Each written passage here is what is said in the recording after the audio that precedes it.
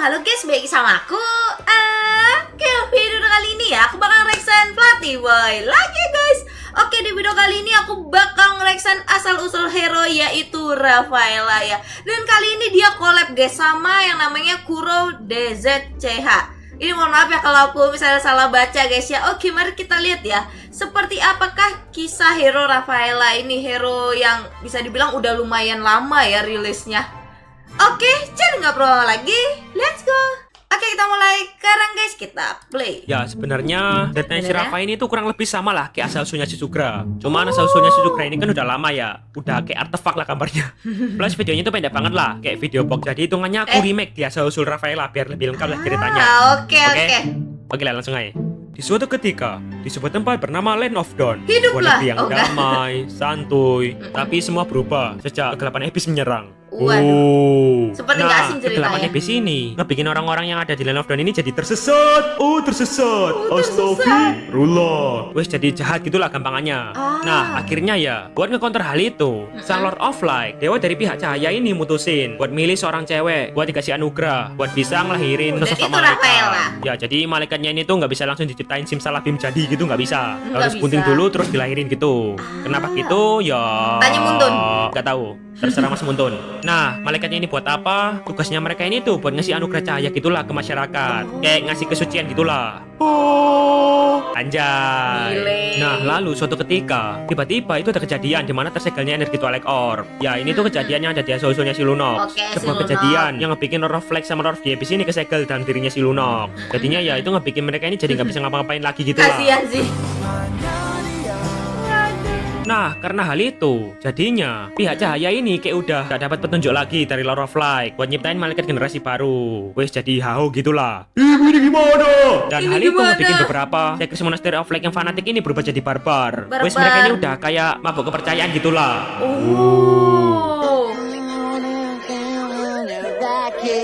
Tanpa arahan dari Lord of Light, mereka ini milih dan maksa seorang cewek buat jadi wadah kelahiran malaikat yang baru. Nah, namanya dia ini nggak tahu. Oke. Wes sebut aja dia itu si Hitomi Tanaka.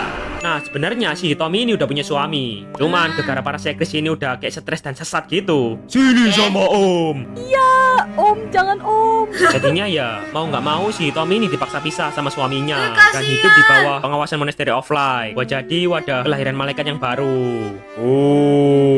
Nah, ritual pembuntingan malaikat ini tuh prosesnya itu lama banget lah, bertahun-tahun, Cik. Ngawari. Di setiap waktu, si Hitomi ini selalu dicokokin air suci sebagai ritual pembuntingan malaikat. Dan selama 5 tahun, si Hitomi ini selalu dikurung sendirian. Yang bikin dia ini kesiksa dan stres banget lah.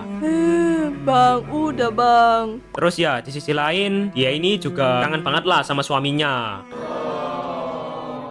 Dan ya, karena banyak tekanan yang dia terima, akhirnya ya, di saat itu juga, si Hitomi ini pun nekat buat kabur dari Monastery of Light, biar dia ini bisa ketemu lagi sama suaminya. Dan ya, akhirnya mereka ini berhasil buat CLBK. Cinta lama bersemi kembali. Anjay. Oh, Ayang, aku kangen banget sama kamu.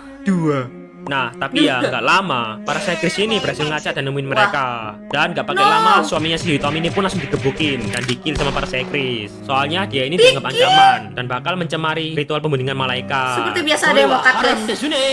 Dan si Hitomi ini pun dipaksa berbalik Monastery of Light dan dia ini pun dikurung lagi. Lalu setahun kemudian, akhirnya si Hitomi ini pun lahiran. Anjay. Apakah dia akan bebas? Pas dia ini habis lahiran, dia ini langsung mokat. Nah, kagetnya, si Hitomi ini ngelahirin anak kembar, yaitu si Shizugra sama si Rafaela. Dan lebih kagetnya lagi, bayi satunya ini. Kok ada titiknya nih? Ya, menurut legenda di Land of Dawn, semua malaikat itu cuma bakal dilahirin sebagai perempuan. Makanya mereka ini kaget pas ngeliat si Shizugra ini. Kok ada titiknya nih? Nah, karena dianggap ngelawan hukum alam ya, para Sekres ini awalnya itu pengen ngekill si Shizugra ini. Nah, cuman tiap mereka ini nyoba buat ngekill si Shizugra, si Rafa ini selalu kayak ngeluarin cahaya yang dan ngehalau para sekris ini buat ngekill si Sugra. Kayak di cover gitulah. Nah, karena ngerasa si Sugra sama si Rafa ini punya hubungan ya, kayak ada bondingnya gitu. Akhirnya Dibiarin. mereka ini pun gak jadi ngekill si Sugra. Yalah. Akhirnya mereka ini pun tumbuh gede bareng-bareng. Terus ya, mereka ini juga saling menyayangi satu sama lain dan gak bisa dipisahin. Wes udah sepaket lah istilahnya mereka itu. Oke. Anjay. Mereka ini selalu ngejalanin misi bareng-bareng. Si Rafa ini punya tugas buat ngasih anugerah ke orang-orang. Rafaela. Nah, sedangkan si Sugra ini bagian ngehukum orang-orang yang tersesat. Bang, Dia sisi Bang, gelap aku dong Bang Suren, berarti. Bang.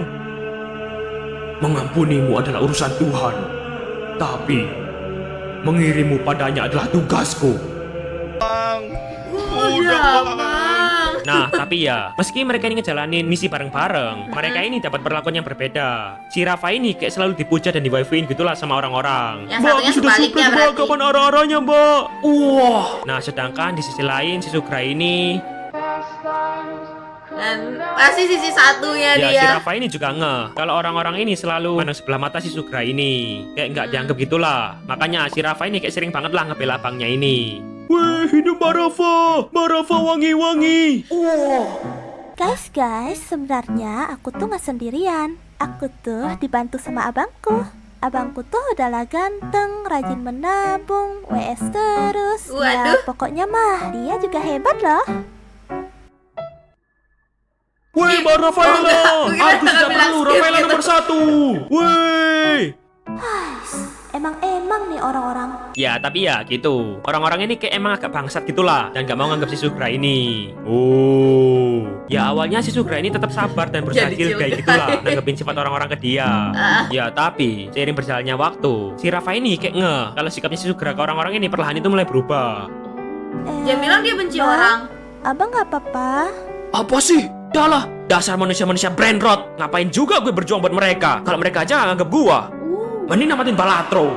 Apaan Bang, tuh? sebenarnya mereka itu nggak jahat. Ya mereka orang-orang baik. Lagian ya bang, mereka itu seperti itu ya karena pengaruh dari Abyss. Bang, Gak tahu. Nggak Males. tahu ngambek. Ya, sejak saat itu mereka ini jadi punya pandangan yang berbeda. Si Rafa ini tetap percaya ke orang-orang dan ngasih mereka anugerah kayak biasanya. Sedangkan si Sugra ini makin lama itu makin benci lah sama orang-orang. Dan gimana pun juga, mereka ini nggak bisa saling ngebujuk satu sama lain. Dan mereka ini tetap berpegang ke pandangan mereka masing-masing. Dan hal itu pun ngebikin hubungannya mereka ini jadi makin merenggang. Oh. Terus gimana Lalu dong? pada suatu ketika itu terjadi pertempuran. Wis perang lah antara cahaya dan kegelapan. Nah, di perang itu pihak cahaya ini hampir ngalih kekalahan dan si Rafa ini pun nyuruh pasukannya ke sisa ini buat mundur. Nah, tapi si Sugra, Tatakai. ya si Sugra ini malah barbar dan langsung masuk ke markas Abyss. Tatakai Ya emang pasukan sih. yang lain ini ya juga nggak bisa ngapa-ngapain. Soalnya mereka ini udah kalah gitulah. Nah, beberapa saat kemudian si Rafa ini kaget. Dia ini ngelihat si Sugra ini keluar dari markas Abyss sambil ngebawa pedang Demonic Sword atau Meteoric Sword. Ya wes ikulah. Ya di saat terserah itu lah. si Rafa ini ngeh kalau itu bukan lagi si Sugra yang dia kenal. Si Sugra ini kayak udah tersesat. Oh, tersesat. Astagfirullah. Terus tiba-tiba si Sugra ini langsung ngebantai semua pasukan yang ada di sekitarnya, termasuk pasukan cahaya. Loh, berarti dia nggak pandang bulu Terus dong. pas si Sugra ini ngeliat si Rafa, dia ini langsung kabur nggak tahu kemana. Dan ya sejak saat itu si Rafa sama si Sugra ini pun berpisah. Oh. Ya, abang. Nah, sejak berpisahnya mereka, si Rafa ini nggak berhenti buat berusaha nyari informasi tentang keberadaannya si Sugra. Pernah si Rafa ini nyoba minta bantuan ke para sekris Monastery of Light. Pak, tolong pak, abang saya hilang. Kasihan saya dong pak. Nanti kalau ketemu aku kasih arah-arah deh pak. Nah, tapi mereka ini baru ngomong, Sarah. ya gimana ya? Emang dari dulu dia itu ampas, sampah. Udah takdirnya dia jadi kayak gitu. Abangmu tuh gak jelas. Biarin aja lah. Mending ya dia Rafa, kamu fokus buat ngasih berkah buat orang lain aja, oke? Ya si Rafa ini nggak expect lah ngedengar Jawabannya jawaban gitu dari banget mereka. tuh. Ya, mengetahui Monastery of Light ini nggak bakal ngebantuin dia. Si Rafa ini Dia pun kabur. mutusin kalau dia ini bakal enggak. nyari si Sugra sendiri. Kira bakal kabur. I'll do it myself. Nah, selama berbulan-bulan, si Rafa ini selalu nyelinap buat diam-diam pergi ke Barrenland buat nyari keberadaannya si Sugra. Wes dia ini mendaki gunung lewati lembah. Dan setelah sekian lama mencari, akhirnya di suatu ketika, si Rafa ini gak sengaja nemuin dan ngeliat si Sugra. Nah, Cuma dia ini kaget. Dari kejauhan, dia ini ngelihat si Sugra ini udah berubah jadi hitam. Salah gambar. Si Rafa ini ngelihat si Sugra ini udah berubah. Armor putih, sayapnya yang dulu bercahaya ini udah berubah jadi hitam. Oh.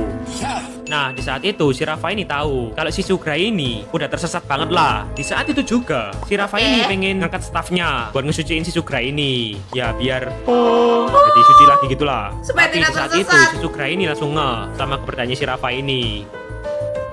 Rafaela. Dan si Sugra ini pun langsung kabur.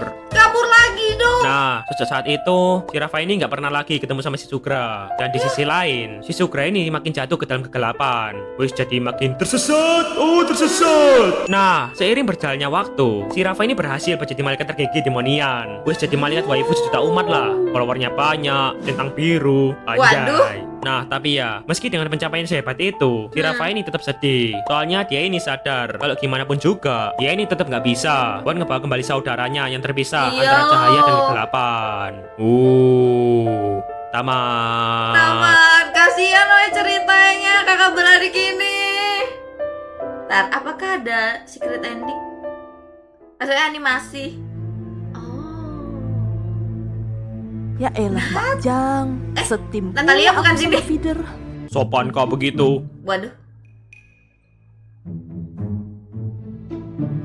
Tapi BTW, gimana caranya kita bisa ngalahin malaikat yang tersesat? Oh. Jika kalian mau bantu aku cari abangku, aku akan bantu kalian. Apa? Kita lihat nanti kelanjutannya ya guys ya. Oke guys, videonya udah habis ya. Wah, ceritanya seru juga sih nih guys ya. Walaupun ya seperti biasa ada yang mokat lagi. Ini yang mokat bapak ibunya. Cuma aku kagetnya ibunya mokat setelah ngelahirin. Jadi kayak nggak dapat ketemu orang tuanya dong.